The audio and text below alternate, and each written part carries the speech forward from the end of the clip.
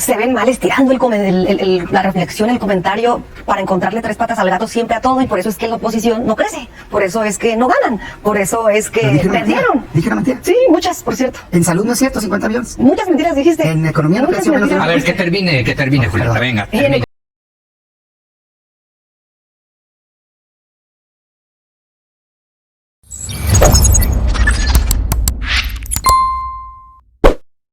Un saludo para los pregoneros, con todo mi corazón.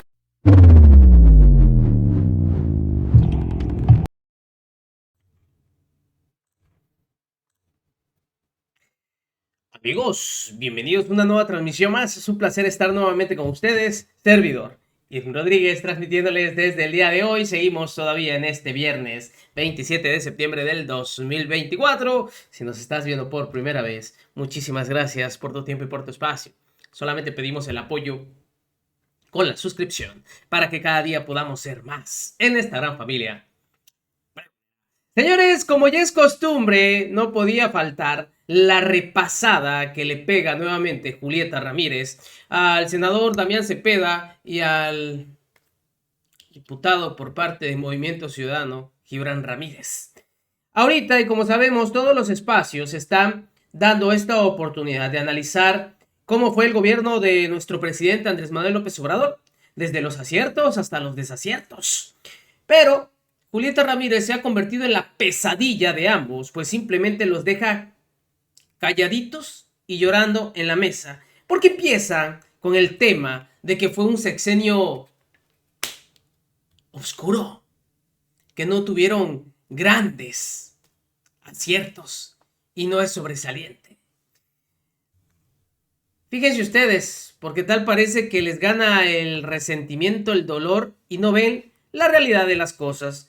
Yo solamente quiero ejemplificar con algo tal vez más directo.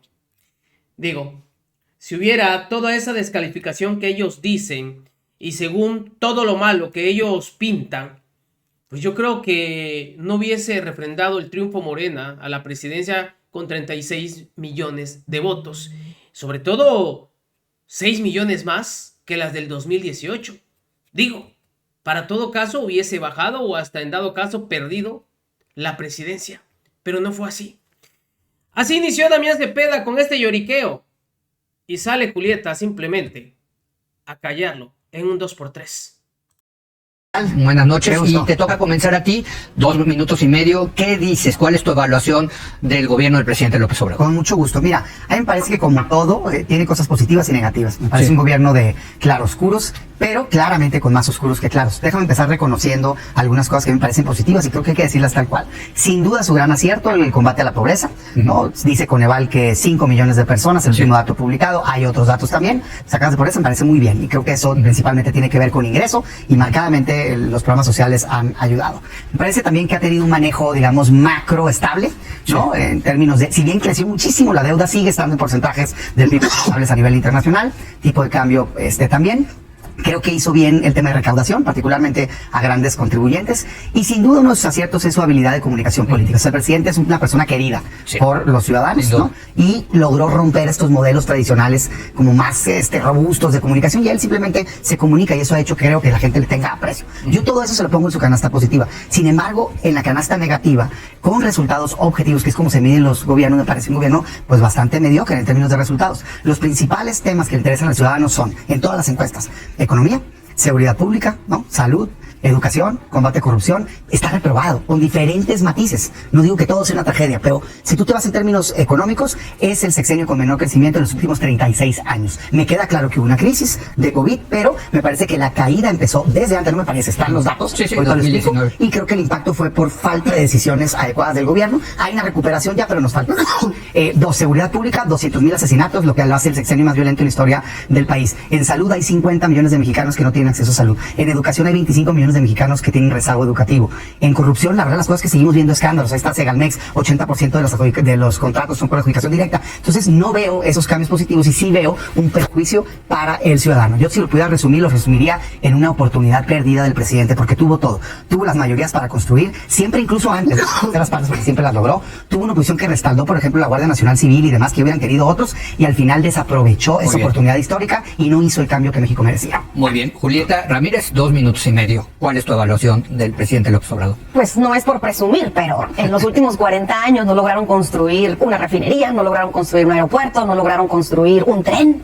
No hablamos ya de proyectos regionales porque no hubo un solo proyecto de infraestructura regional y tampoco, mucho menos para el sur-sureste. Ahora tenemos proyectos de infraestructura muy positivos para todo el país. Tenemos el AIFA, el aeropuerto de Tulum, la refinería Dos Bocas, la compra de las estaciones eléctricas, la compra de otra refinería. Tenemos caminos artesanales, aeropuertos, trenes, están rescatando los trenes de pasajeros. En cuanto a la infraestructura social y regional, avanzó muchísimo. Después de 40 años que no se había hecho absolutamente nada, que había quedado en intentos o bardas y sobreprecios. Luego también tenemos que la política social de por el bien de todos, primero los pobres, es un gran logro que haya tenido resultados. Tenemos más de 9 personas que salieron de la pobreza, 9 millones de personas que salieron de la pobreza según el Banco Mundial. Tenemos también, según el Coneval, 5 millones de personas salieron de la pobreza. Hay menores índices de desigualdad ahora en el país. Y lo más importante es que los programas sociales que ahora benefician al 85% de las familias en México, junto con una política laboral asertiva y también con el aumento del salario mínimo, han generado condiciones pues de mayor capacidad adquisitiva de las y los mexicanos. Era un pendiente terrible que en México las condiciones de pobreza y de economía familiar estuvieran sumamente demacradas. Ahora, ¿qué deja el legado más importante del presidente López Obrador? Una revolución de las conciencias pacífica, en donde ahora nos heredamos un pueblo sumamente concientizado, donde logramos una transformación social entre todas y todos. Podemos estar satisfechos y orgullosos de que acompañamos al mayor líder de la historia moderna de nuestro país en la transformación de nuestra patria, y las y los mexicanos fuimos parte de ese proceso de transformación. Se recuperó la dignidad del pueblo de México. México es un liderazgo en América Latina, es un liderazgo en el mundo, y ahora con la doctora Claudia Sheinbaum, pues vamos a asegurar tener a la primera mandataria mujer en el país y además la que será la mejor del mundo. Ya lo verán. Muy bien. Y luego le tocó el turno al ardido, resentido de Gibran Ramírez, que obviamente no pudo conseguir lo que el señor quería en Morena y terminó yéndose obviamente a Movimiento Ciudadano. ¿Qué fue lo que dijo Gibran? Gibran, o sea, a nosotros nos tocó, ¿no? Tú estuviste gran parte del sexenio aquí en Es la Hora de Opinar. ¿Cuál es tu evaluación hasta por 2 minutos y medio? Bueno, el liderazgo en América Latina y en el mundo es algo que se dice nada más aquí, ¿no? Es de consumo muy local. La verdad es que no pintamos en América Latina, ni siquiera entre la izquierda latinoamericana. Me ha tocado asistir a diversos foros que por algunos lados es Lula y Petro y otros personajes, pero casi nunca López Obrador es un referente, y creo que se refleja eso también en el escaso porcentaje de mandatarios que han confirmado su asistencia a la toma de protesta de Claudia Sheinbaum, de todos los que se han convocado. Entonces, primero quiero decir, México ha perdido la noción de su lugar en el mundo. Después, López Obrador ha sido como el sueño priista. Hay la mayor parte de la base que se tomó de la derecha para hacer este bloque histórico que llevó a López Obrador al poder. Según un estudio de hace algunos años de Hermann Petersen, creo que se publicó en Nexos, vino del PRI. Y a mí me parece pues muy coherente, porque lo que se decía de Peña Nieto y del PRI cuando regresó al gobierno, de que estos roban pero salpican, o de que estos sí saben gobernar aunque sean corruptos, es algo que mucha gente sí ve reflejado en López Obrador. Es decir, la evaluación del gobierno en los diferentes rubros, no la evaluación personal del presidente, sino la del gobierno, es negativa, pero dada... No la del presidente. No la del presidente, sí. Pero la del gobierno en casi todos los rubros es negativa, pero como hay transferencias monetarias directas, pues hay la prueba de que por lo menos sí están salpicando, ¿no? Y en la cultura clientelar mexicana, eso se toma como una dádiva directa del presidente de la República. Seguimos siendo una sociedad presidencialista. Por otra parte, aunque hemos tenido la política social más ambiciosa de la historia no estuvo a la altura de lo que se planteó. Según los datos que tenemos, la mayor parte de la reducción de pobreza se debe a la política salarial. Eso quiere decir que los 600,000 millones de pesos de cada año de la política social no redujeron la pobreza. Muy bien. Se te agotó el tiempo al diputado, así le dicen, ¿no? En la Cámara se agotó el tiempo, diputado. Más allá de las políticas públicas, yo lo quiero poner sobre la mesa. Hay toda una discusión de si esta fue una presidencia histórica. Y si lo fue para bien o para mal. Yo creo que es un muy buen tema a debatir, ¿no te parece? A ver, mira, sin duda yo creo que no lo es en la magnitud que ellos creen. A mí me parece que tiene el ego muy grande para autollamarse, porque nadie los llama así, cuarta transformación, imagínate. O sea, quererte comparar que la independencia, la reforma, la revolución y yo. Caray, pues bájale 2 rayitas. Yo diría, pues vamos a ver tus datos. Okay. Sí, en términos de popularidad, sin duda, completamente. Nada más que cualquier encuesta te dice que la gente eso se lo atribuye a las características personalísimas de él, que le reconocen su perseverancia, su lucha por tantos años, su manera de comunicarse, creen que rompió el modelo. Y, ok, está bien, sí tiene un liderazgo político muy importante, pero yo para mí los gobiernos son para darle mejor calidad de vida a la gente, y eso no pasó, salvo en contados temas. Decía, yo reconozco lo de la pobreza y en efecto es por crecimiento del ingreso, tanto laboral como las transferencias. Sí. Nada más que la pobreza en México se mide multidimensionalmente, son 9 indicadores, y en carencias sociales crecieron millones de personas. De hecho, 7 millones de personas más en este gobierno tienen 3 carencias sociales o más, que es salud, educación, vivienda, lo que quieras. La misma medición de Coneval, que reconozco, que dice que salieron de pobreza 5 millones, dice que 7 millones tienen más carencias. Pero ese no es ni siquiera el principal problema. El principal problema es el salud. O sea, le entregaron el país con 20 millones de mexicanos que no tenían acceso a salud y está terminando con 50 millones. 43 millones de mexicanos fueron a pedir una consulta y no la recibieron. Hay 43 millones de consultas menos. 1 de cada 4 niños menores de 1 año. Pero entonces no te convence de que esta fue una presidencia histórica, que cambió algo en el país. No sé si para bien o para mal, pero que sí hubo un cambio importante. Un antes y un después. No, para nada. Para mí eso me convencería si yo hubiera una economía creciendo como lo prometió al 6%, como lo logró Chile en algún momento, o al 4% después de que se bajó. Ahorita va a crecer a menos del 1%. Y tiene una razón o sea, la economía, los motores de la economía son consumo, inversión, gasto público, comercio exterior. En algún momento todos se apagaron y sí había cosas que hacer. Podías aumentar el consumo como hizo Estados Unidos, Alemania, Chile, Brasil, con ingreso básico, no lo quiso hacer el gobierno. Podías fomentar la inversión con certidumbre, no solo lo que estás haciendo, sino la ahuyentas con la renegociación de contratos de energía, por ejemplo, la cancelación del aeropuerto en su momento, o bien ahorita la reforma judicial. El gasto público, pero anda en 2.7, 2.8 del PIB, llegó a estar en 4.5%. ¿De qué me están hablando? Todo se va al barril sin fondo de Pemex, Tren Maya, está bien, pero no resuelve los problemas. Y el comercio exterior necesitamos potenciarlo, entonces no, está lejísimos de ser. Muy bien, también se te agotó el tiempo, vamos a 2 minutos y medio. Julieta, ¿una presidencia histórica? Por supuesto. Por supuesto. No hay.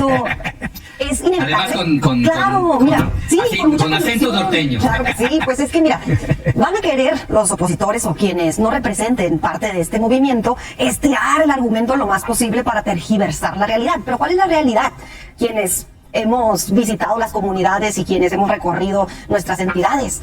En mi estado, las personas están muy contentas porque antes de ganar un salario mínimo de 80 pesos, al día de hoy tienen un salario mínimo de 300 pesos al día. Es que la frontera subió más. Claro, por supuesto, pero también eso representa mayor capacidad económica y por supuesto más economía familiar. Ahora, ¿la economía cómo la quieren medir? Bueno, está la economía general por el PIB, pero bueno, revisemos los PIBs a niveles regionales donde se hicieron proyectos estratégicos de las comunidades. Creció exponencialmente también en esas zonas. Antes no habían volteado a ver el sur-sureste, por ejemplo. Ahora, tampoco digan que tienen algo que presumir, por ejemplo, de los sexenios que ellos representan. Tampoco es que puedan venir a dar clases de cómo gobernar si en su momento tuvieron la oportunidad y tuvieron pésimos resultados. Por mucho. Pésimos resultados, pero no incrementó la capacidad adquisitiva de la gente. Quienes tenían mayores ingresos económicos, pues quienes dirigían el país. Ahora bien, en otro aspecto, por ejemplo, otra manera de medir si hay o no avances en este gobierno es lo que los mismos analistas, expertos, opositores decían o predecían que iba a suceder a la llegada del presidente, que nos íbamos a convertir Venezuela en económica. Somos el segundo país con menor desempleo en el mundo al día de hoy. Somos la 12ª economía a nivel mundial. Crecimos 4 posiciones en términos económicos a nivel mundial en medio de una pandemia, en medio de crisis económica por los energéticos y en un mundo donde las desigualdades aumentaron. En nuestro país no. Al contrario, dijeron que iba a haber fuga de capitales, 12% más de inversión extranjera directa. Dijeron que AMLO se iba a reelegir, ahora hay más democracia. Dijeron que iba a ser imposible, financieramente imposible que existieran programas sociales. Y al día de hoy tenemos muchos programas que ayudan a 8 de cada 10 hogares en este país, que íbamos a convertirnos en Venezuela, que se iba a romper el acuerdo comercial con Estados Unidos, y al contrario nos volvimos el principal socio comercial con Estados Unidos por encima de China. Muy bien. Ahí están los datos también. Fíjense ustedes, se lo recetó sabroso, pero ya al final así lo terminó de surtir para que termine de lloriquear Damián Cepeda. Se ven mal estirando la reflexión, el comentario para encontrarle tres patas al gato siempre a todo, y por eso es que la oposición no crece, por eso es que no ganan, por eso es que perdieron. ¿Dije una mentira? Sí, muchas, por cierto. En salud no es cierto, 50 millones. Muchas mentiras dijiste. En economía no Muchas creció, mentiras A ver, dijiste. que termine, Julieta, venga. En economía claro que crecimos. Sí. Menos Bueno, uno. tenemos la encuesta más importante al final del día es la evaluación que la gente le hace al gobierno del presidente López Obrador. Y eso está por encima del 80% de calificación, el 80% por encima de su aprobación como presidente también. Y miren, lo que pasó en el pasado 2 de junio. El 2 de junio tuvimos no nada más un referéndum del modelo de gobierno humanista en este país, sino también un incremento en los votos. 6 millones de personas votaron más por Morena que en el 2018. En el 2018 nos entregaron la mayoría simple, ahora nos brindaron la mayoría calificada, la gente del pueblo de México. La oposición pues todo el tiempo va a querer encontrarle tres patas al gato para no reconocer ni sus derrotas ni sus fracasos en los momentos que ellos tuvieron oportunidad de gobernar, y para no querer proponer en este proceso de transformación que está viviendo el país. Tenemos el 75% de personas que han confiado en Morena para que se les gobierne también. Ahí está la información. Si no la quieren reconocer y si les es más fácil tergiversar, pues la realidad es que en este momento, a nivel nacional de personas de población que desea que Morena gobierne sus ciudades y sus entidades. Y bueno, pasaremos a la historia por haber tenido el mejor presidente de la República, por el cariño que también la población le tiene al presidente. Ellos no lo van a entender nunca, y nunca lo van a entender porque simplemente siempre han comprado la política. Toda la manera en la que llegaron y encabezaron gobiernos fue a base de compraventas de votos. Ahora no pueden entender que la gente genuinamente apoya a Morena, confía en Morena, confía en el presidente de la República, confía en la doctora, no confiaron en Xochitl Gálvez. Ellos no lo pueden entender porque hasta ellos mismos también justo dicen que el presidente es honesto, lo saben. Eso transformó al país por completo. Y ahora vendrá la doctora, que será una presidenta enfocada en la educación, en la ciencia, en la cultura. Muy buenos tiempos. Ya el próximo jueves estaremos ya. ¿Qué les parece? Sin duda alguna, simplemente Julieta Ramírez en esta mesa de Es la Hora de Opinar llega para callarle el hocico, cerrarle el hocico a Damián Cepeda y a Gibran. Y aunque son 3 contra 1, aún no pueden contra ella. Nos vemos. Que sigan pasando un excelente día. Servidor Ian Rodríguez transmitiéndoles desde su canal. Recuerden, la información está ahí y depende de todos nosotros el pregonarla. Nos vemos en una siguiente emisión.